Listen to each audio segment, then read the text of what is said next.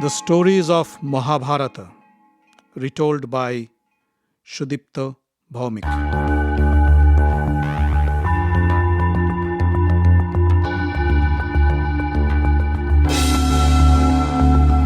Welcome, dear friends, to another episode of the Mahabharata. I hope you're enjoying listening to them as much as I am enjoying telling these stories. Pandu became the king of Hastinapur, and Vidur was appointed the prime minister. In time, Dhritarashtra got married to Gandhari, the daughter of the Gandhar king Subal. Before the marriage, when Gandhari came to know that her husband is blind, she decided to share the fate of her husband. She took a piece of dark cloth and tied in a permanent blindfold. But Gandhari's brother Shakuni was not happy with this marriage. He didn't like the fact that the Kurus, especially Bhishma, would offer the proposal of marriage with the blind brother Dhritarashtra and not the handsome king Pandu. Besides, Gandhari's decision to put on a permanent blindfold also made him very unhappy. He felt his sister was unfairly treated by the Kurus, and he vowed to take revenge on Bhishma, Pandu, and his clan. Kunti, the adopted daughter of King Kunti Bhoj, selected Pandu as her husband at a Sayamvar arranged by her father. Kunti was also known as Pritha, and she happened to be the aunt of Krishna, who plays a very important role in the story. But Kunti had a little secret, and we'll know about it later. Pandu also got married to Madri, sister of King Shalya of the Madra kingdom. So, Pandu had two wives, Kunti and Madri, and Dhritarashtra had Gandhari as his queen. After fighting many wars and winning tons of riches for his kingdom, Pandu wanted to take a break. So he requested his brother Dhritarashtra to take care of the kingdom and went on a long hunting trip to the forests with his two queens, Kunti and Madri. They traveled many countries and forests and was having a great time. One day, Pandu went hunting in the forest. It was a dark and dense forest. Pandu was alone. He left his entourage behind with the hope of enjoying the thrills of hunting alone. Suddenly, he heard a rustle in the bushes ahead. He quietly stepped towards the source of the sound, and there, behind the thickets, he saw a deer couple playing with each other and making love. He silently raised his bow, aimed, and shot his sound-guided arrow. Pandu was an excellent archer, and he made no mistake. He heard a loud cry, but the voice was of a man and a woman. He ran towards his target, the deer couple, and there he found, struck with his arrow, a man and a woman embraced in each other's arms. The man was Rishi or sage Kindama, and the woman was his wife. Kindama was still alive but was bleeding profusely. His wife was already dead. Pandu thought, oh, what have I done? I've killed a Rishi and his wife, and that too when they were in love. He kneeled down beside the dying sage and said, "Oh Rishi, I beg your pardon. I made a grave mistake. I thought I saw a deer couple, and unknowingly I shot you. Please forgive me." The Rishi raised his head and said, Pandu, how could you be so cruel? How could you kill a couple in love, be it human or deer or any other living being? It is the most heinous crime one can commit, and I cannot forgive you for that. I, Rishi Kindama, hereby curse you. You too will die a painful death when you try to make love to a woman. And saying this, he breathed his last. Pandu was devastated. He was terrified. He knew a rishi's curse can never go wrong. He didn't know what to do. He went back to his wives and told them of the incident. Kunti and Madri were shocked to hear of the curse. It implied they could never have a child from Pandu. But still they tried to console Pandu. Kunti said, Please, please, king, don't worry. We will never demand any physical affection from you. We will never ask for a child from you. But Pandu was still very upset. He decided he'd give up his kingdom and the luxury of the palace life and live in the forests forever, like an ascetic, a hermit. Maybe he thought that this would be the right penance for the crime he committed. Maybe, deep inside, he also carried the faint hope that his sacrifice might not go unnoticed by the gods and they might release him of his curse. So Pandu sent a messenger to Hastinapur, informing Dhritarashtra of his decision and asked him to take care of the kingdom with help from Bhishma and Bidur. He had also requested his queens to go back to the palace. But Kunti and Madri didn't agree. They said, O king, we are your wives and we have the right to share your fate. We cannot go back to the palace without you. So the three started their life of penance and hardship in the forests, along with the other hermits and sages who lived there. Days passed, weeks passed, months passed. Pandu, Kunti, and Madri were slowly getting accustomed to their life in the forest. Living off the land, of the nature, seemed quite enjoyable now. But Pandu was still unhappy. A disturbing thought kept on bothering him. The thought that he could never ever father a child. The thought of leaving the world without an heir was horrifying to him. According to the Hindu way of life, a man can achieve his salvation only when his son performs his father's last rites. Besides, leaving no heir also meant the end of his line. One day he called Kunti in private and said, Kunti, I just cannot bear the thought of dying without leaving an heir behind. Kunti was silent. Pandu said, Kunti, you know, if a man cannot bear a child, his wife can get the services of a family member or a Brahmin to have a child. It is accepted in our tradition. He even gave the example of his and his brother Dhritarashtra's birth. Kunti, you and Madri must do the same. I insist, said Pandu. Kunti said, O king, if you permit me, let me tell you a secret. Long ago, when I was a teenager, Rishi Durbasha came to visit my father's palace, and I had the honor of taking care of him. Rishi Durbasha was extremely pleased with my hospitality and granted me a gift.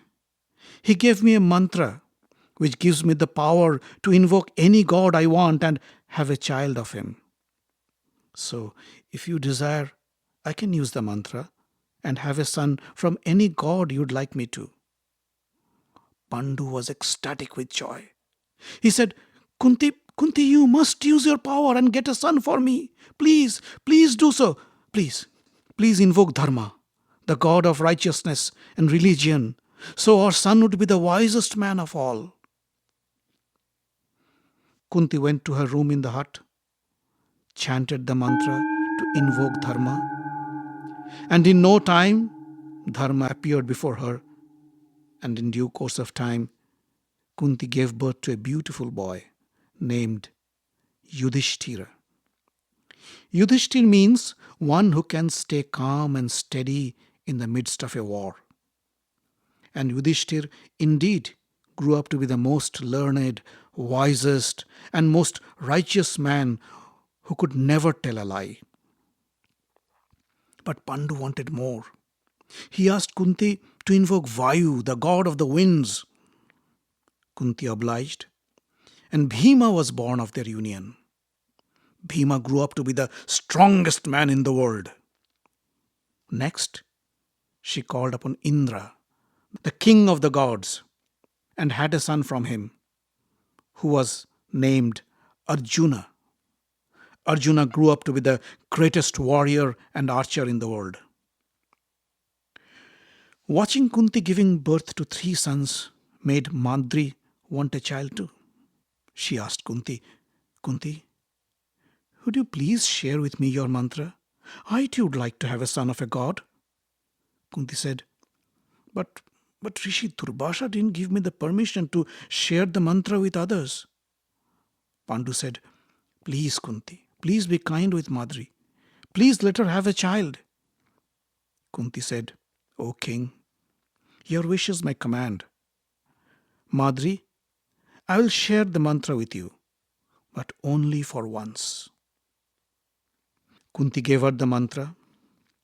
Madri then invoked the twin gods, Ashwins, the celestial physicians, and of them were born Nakul and Sahadeva, the beautiful twins.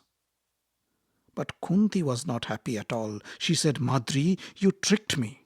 I permitted you to use the mantra only for once, to have one child. But you invoked the twins and abused the power. I withdraw the mantra forever, and neither of us would be able to use the mantra anymore. So Pandu had to stay happy with the five sons, Yudhishthira, Bhima, Arjuna, Nakula, and Sahadeva. As sons of Pandu, they came to be known as the Pandavas. In the meantime, in the palace of Hastinapur, Dhritarashtra and his wife Gandhari were not happy at all.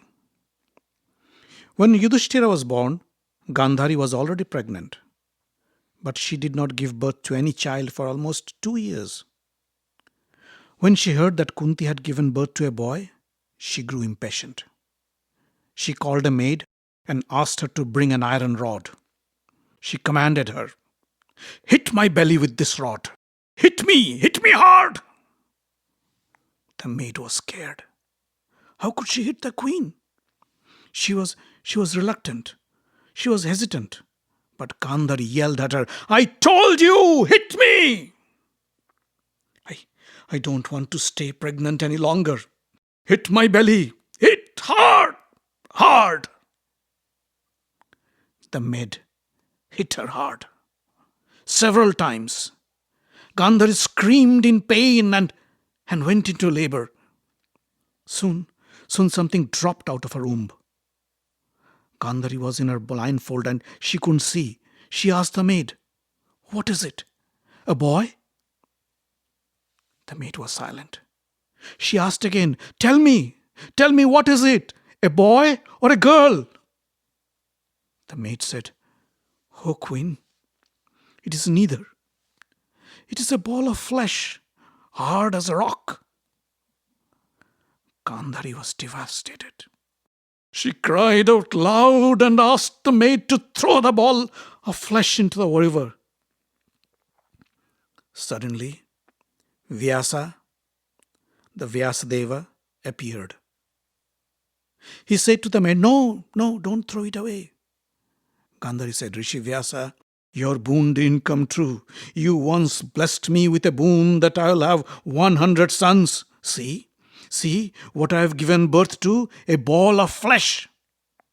Vyasa said, Gandhari, don't despair. My words will come true. He called the maid and said, Take this ball of flesh and put it in a jar of fresh water. Soon it will break up into 100 fetuses.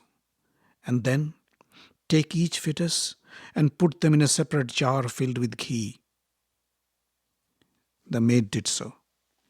And after a few months, 100 sons were born in the jars filled with ghee and other nutrients. First was born Duryodhana, and next Dussasana, followed by 98 more sons. Gandhari also gave birth to a girl named Dushala. The 100 sons of Dhritarashtra and Gandhari were known as the Kauravas. Back in the forest, Pandu was happily spending his days with his wives Kunti and Madri and their 5 sons: Yudhishthir, Bhima, Arjuna, Nakul, and Sahadev. He was no longer depressed, and maybe the thought of Rishi Kindama's curse was slowly fading away from his memory. It was a beautiful spring morning. Pandu and Madri were roaming in the forest, picking fruits and berries for their midday meal, while back home, Kunti took care of the boys. The air was intoxicating with the fragrance of spring blossoms. Madri looked beautiful in the golden sunlight falling on her through the new leaves and branches of the trees above. Pandu, walking next to her and watching her beauty, felt a stir in him. Suddenly he felt an irresistible urge to embrace Madri and make love. For a while, he tried to hold back, but soon his desire overwhelmed him, and with uncontrolled lust, he embraced Madri. Madri was shocked. "Stop it! Stop it, O king! You cannot do this! Don't you remember your curse?" But no words reached Pandu's ears. He was too excited, and the thought of Kindama's curse vanished from his mind. He embraced Madri and showered her with kisses while she tried her best to escape from his clutches. Right then, Pandu felt a shooting pain in his chest. He couldn't breathe. He clasped his chest and dropped down. And the next moment, he was lying dead on the floor. Kindama's curse has come true. Why? Why did you have to do this to me? Why? Madri cried out loud. Hearing Madri's cries, Kunti came running and found Pandu lying dead with his head on Madri's lap. Madri was crying hysterically. Kunti knew right away what had happened. She screamed in rage, Madri, Madri, how could you let this happen? How could you do this to our king? Why did you have to lure him to his death? Did you forget his curse?" Madri said, Believe me, Kunti, I tried my best. I tried my best to stop him, but he didn't listen." Soon Kunti realized this had to happen. A rishi's curse could never go wrong, never go unfulfilled. It was his destiny. It was their destiny. She calmed down a little and told Madri, "Well, in a way, you are lucky and I envy you. You at least saw his happy face before he died. Now let's go and inform the boys and our neighbors. His funeral should be arranged." Madri said, "Kunti, I have one request. I want to give up my life and follow my husband to the next world. I couldn't satisfy his desire in this world. Maybe I could do so in the next world. Please take care of Nakul and Sahadeva as your own sons. I know they will not miss their mother in you." Kunti tried to persuade her from doing so. But Madri was adamant. When Pandu's funeral pyre was lit, she stepped into the fire to sacrifice herself, with the hope to join her husband in the next life. The sages and hermits of the forest, who were the neighbors of the Pandavas, advised Kunti to return to Hastinapur with her 5 sons. "Your sons are the rightful heirs of Hastinapur. There they will receive the best training under the guidance of Bhishma and Vidura and grow up to be the future rulers of the land," they said. So Kunti went back to Hastinapur with Yudhishthira, Bhima, Arjuna, Nakul and Sahadeva. Bhishma greeted them with open arms and tears in his eyes. And the Pandavas started the next phase of their life in Hastinapur.